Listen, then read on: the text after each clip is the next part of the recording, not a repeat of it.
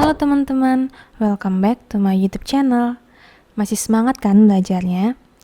Di video kali ini kita akan membahas soal-soal SKD CPNS yang berkaitan dengan materi integritas. Nah, seperti biasa kalian baca sendiri ya soalnya supaya lebih fokus. Jika waktunya kurang, di pause videonya dan play kembali jika sudah selesai menjawab soal untuk melihat kunci jawaban dan pembahasan. Oke, selamat belajar ya teman-teman. Kita mulai dari soal nomor 1.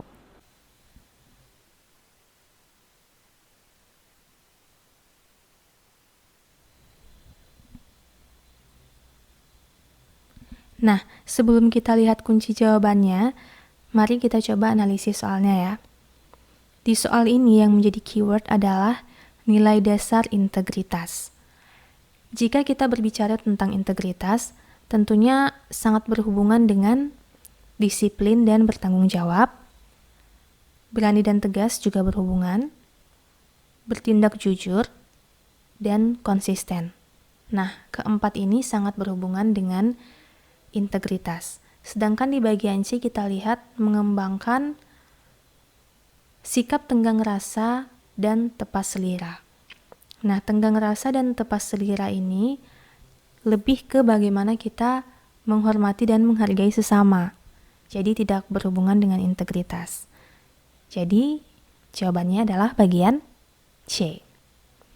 Oke, berikut pembahasannya. Nah, ini adalah definisi umum dari integritas, teman-teman. Pastikan kalian memahaminya, karena di ujian nanti kemungkinan besar soal tentang integritas ini lebih kepada analisis atau penalaran. Jadi jika kalian sudah paham dasar-dasarnya, pastinya akan lebih mudah untuk menganalisis dan menjawab kasus yang berhubungan dengan integritas. Oke, jadi integritas adalah bertindak dengan cara yang konsisten dengan apa yang dikatakan. Artinya, tindakan dan perkataan itu selaras. Nilai integritas merupakan kesatuan antara pola pikir, perasaan, ucapan, dan perilaku dengan hati nurani dan norma yang berlaku. Baik, kita lanjut ke soal nomor 2.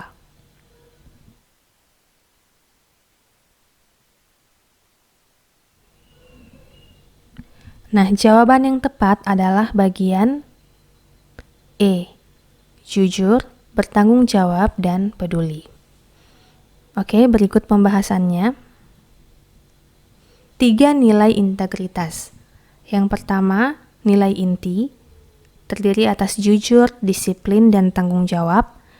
2 nilai etos kerja, yaitu mandiri, kerja keras, dan sederhana.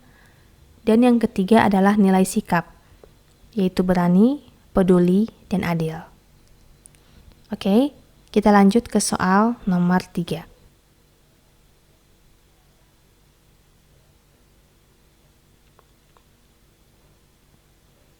Nah, kita coba analisis ya soalnya teman-teman.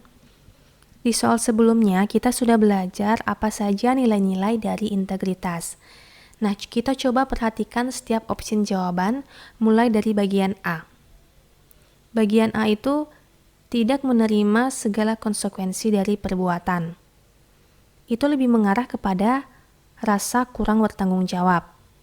Nah, untuk bagian B, bergantung kepada orang lain, mengarah ke sikap yang tidak mandiri. Nah, sedangkan bagian C, yaitu memiliki semangat juang yang tinggi, sudah pasti bukan jawabannya, karena ini adalah sikap positif dan menggambarkan kerja keras. Bagian D juga lebih ke sikap kurang bertanggung jawab. Nah, bagian E menyembunyikan kasus kecurangan dalam pemilu. Artinya kan tidak mengatakan kebenaran dan tidak jujur. Jadi jawabannya adalah bagian E. Berikut pembahasannya. Nah, ini adalah 9 nilai dasar integritas. Kalian harus memahami setiap nilai dasar ini karena di soal biasanya ada contoh kasus dan yang ditanyakan adalah nilai integritas apa yang digambarkan dalam kasus tersebut. Nah, jika teman-teman sudah paham makna dari setiap nilai dasar, tentunya akan mudah untuk menjawab soalnya. Nah, kita bahas satu-satu ya teman-teman. Nomor 1, jujur. itu artinya berkata benar, sesuai dengan yang dilihat, didengar, dan dirasakan. Nomor 2, disiplin, artinya konsisten, tertib, menepati janji, komitmen, dan taat aturan. 3, tanggung jawab, artinya menerima semua konsekuensi akibat perlakuan dan perbuatan berdasarkan nilai moral atau aturan. 4, adil, berarti selaras, seimbang, dan berpegang pada kebenaran.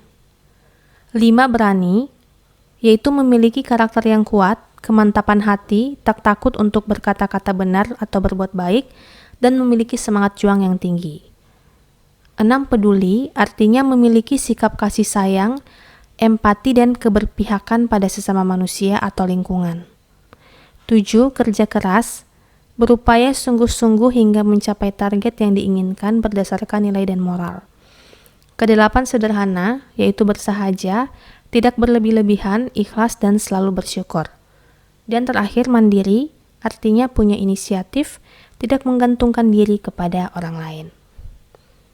Baik, kita lanjut ke soal nomor 4.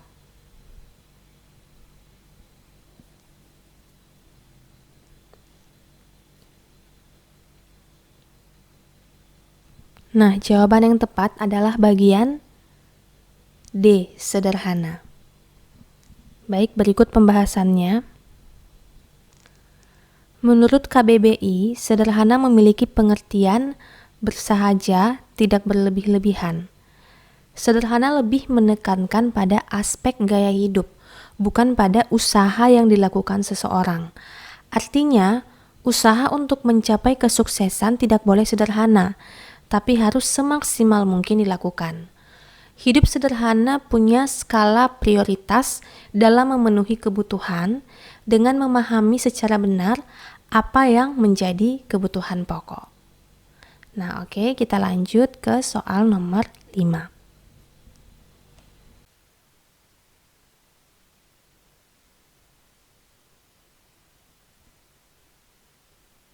Nah, jawaban yang paling tepat adalah bagian B, disiplin. Nah, kenapa bagian B jawabannya? Mari kita lihat pembahasan. Disiplin artinya konsisten, tertib, menepati janji, komitmen, dan taat aturan. Nah, kuncinya adalah taat aturan, gitu. Komitmen merupakan salah satu kunci terbentuknya disiplin. Komitmen adalah sikap mental pada diri seseorang untuk melakukan segala sesuatu yang telah ditetapkan. Hal itu terbentuk dengan pembiasaan. Seseorang yang komitmen tinggi akan selalu melakukan segala sesuatu sesuai dengan yang telah ditetapkan. Baik, kita lanjut ke soal nomor 6.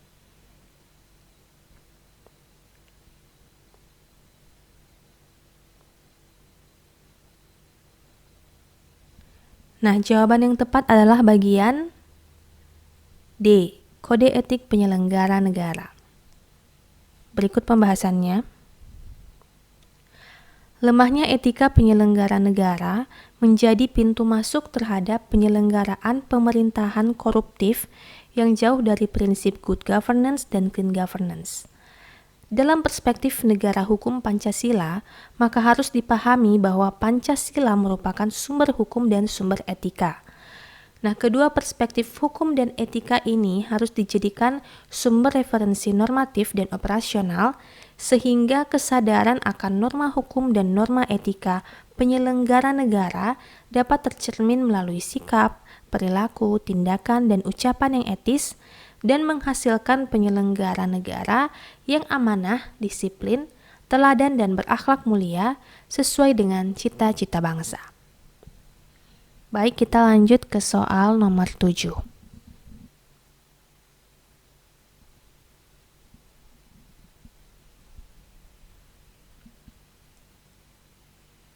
Nah, jawaban yang tepat adalah bagian A, komitmen dan integritas. Berikut pembahasannya. Baik buruknya penyelenggara pelayanan publik dapat dilihat dari dua aspek, yaitu komitmen dan integritas. Peran pelaksana pelayanan publik akan dirasakan oleh masyarakat selaku pengguna layanan. maka komitmen pelaksana pelayanan publik sudah seharusnya diutamakan. Komitmen tersebut minimal mencakup profesionalisme dan etika dalam memberikan pelayanan kepada masyarakat. Nah, faktor terakhir dan yang utama adalah kepribadian pelaksana pelayanan publik itu sendiri. Jika seorang pegawai memiliki kepribadian yang baik dan berintegritas, maka akan sejalan dengan komitmennya, bahkan bisa memunculkan ide-ide atau inovasi baru dalam penyelenggaraan pelayanan publik. Baik, kita lanjut ke soal nomor 8.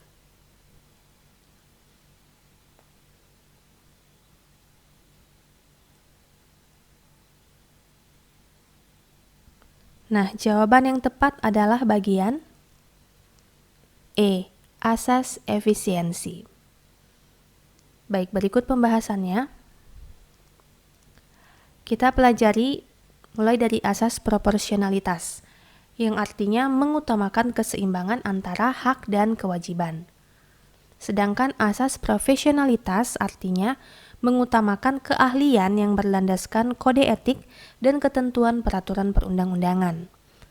Untuk asas keterbukaan itu berarti membuka diri terhadap masyarakat sehingga masyarakat dapat memperoleh informasi yang benar, jujur, dan tidak diskriminatif tentang penyelenggaraan negara dengan tetap memperhatikan perlindungan atas hak asasi pribadi, golongan, dan rahasia. Nah, sedangkan asas efektivitas adalah asas yang berorientasi pada tujuan yang tepat, guna, dan berdaya guna.